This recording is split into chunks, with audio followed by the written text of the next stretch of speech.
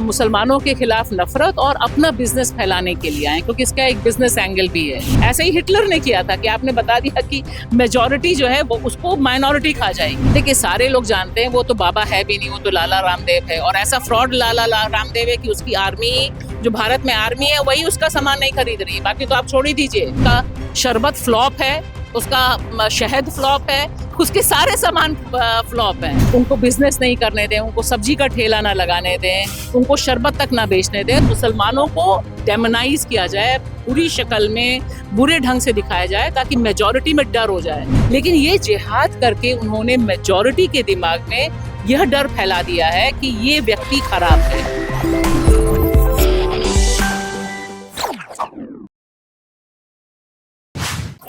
जिहाद का आजकल नए नए शब्दों में प्रयोग किया जा रहा है। पहले लैंड जिहाद, लव जिहाद के बाद अब शरबत जिहाद आ गया है। जी देखिए, ये सारा जो शब्द है, जो शरबत जिहाद आया और बाकी आए हैं, वो दरअसल मुसलमानों के खिलाफ नफरत और अपना बिजनेस फैलाने के लिए आए, क्योंकि इसका एक बिजनेस एंगल भी है कि आप मुसलमानों को आर्थिक रूप से कैसे बाहर कर देते हैं, उनको बिजनेस नहीं करने दें, उनको सब्जी का ठेला ना लगाने दें, उनको शरबत तक ना बेचने दें। तो सारा का सारा इंटेंशन इन सारे जिहाद के पीछे है कि आप मेजॉरिटी को एक संकट में डाल दें, कि मेजॉरिटी के दिमाग में डर हो जाए कि अरे ये बंदा जो मेरे पास आ रहा है, मैंने आप में से किसी का नाम नहीं पूछा, आपको मेरा नाम पता है, लेकिन मुझे ये किसी से डर नहीं है कि आप मेरे वीडियो का क्या करेंगे।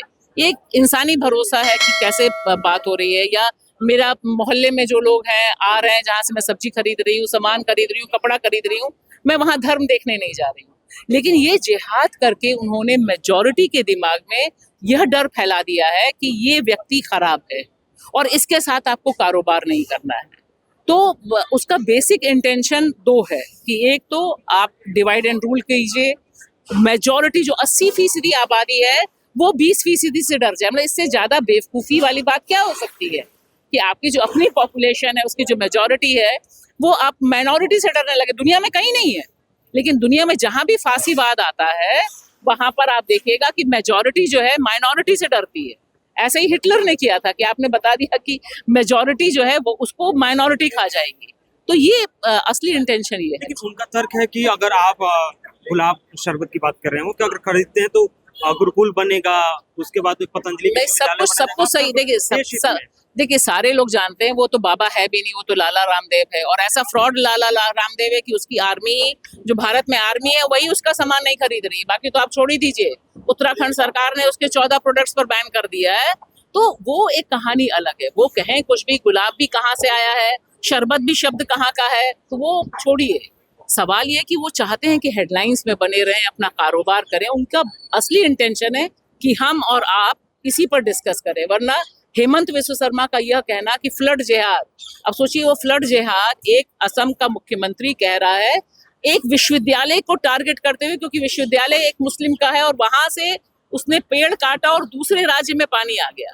तो ये बेसिक इंटेंशन इनका है कि मुसलमानों को डेमोनाइज किया जाए, बुरी शक्ल में, बुरे ढंग से दिखाया जाए, ताकि मेजॉरिटी में डर हो जाए कि ये हमें खा जाएंगे, ये हमें खा जाएंगे। तो बुनियादी उनका यही है कि मेजॉरिटी को डराना, हिंदुओं को डराना, हिंदू औरतों को डराना कि ये थूक रहा है, ये भेज रहा है, वो भेज रहा है। यही वाली बात है, चिट्ठी का डर हाथी को दिखाया जा रहा है।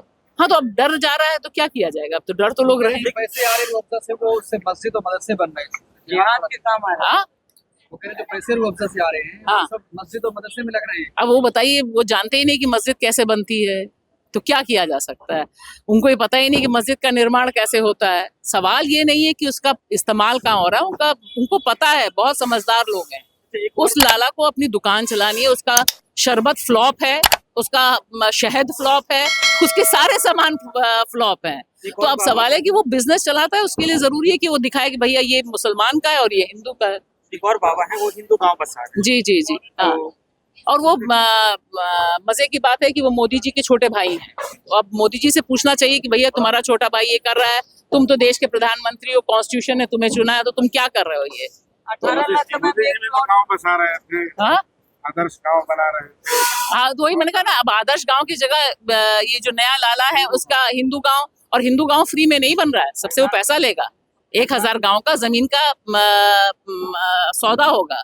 तो ये हिंदू गांव, हिंदू राष्ट्र के नाम पे अच्छा कारोबार चल रहा है और उसके लिए बहुत जरूरी है कि इस तरह का कारोबार चले। 18 लाख का मिला। हाँ, 1 BHK 18 लाख। अब पता नहीं, वो आपको रेट पता होगा, लेकिन मेरा ये कहना है कि ये एक अनकॉन्स्टिट्यूशनल चीज है।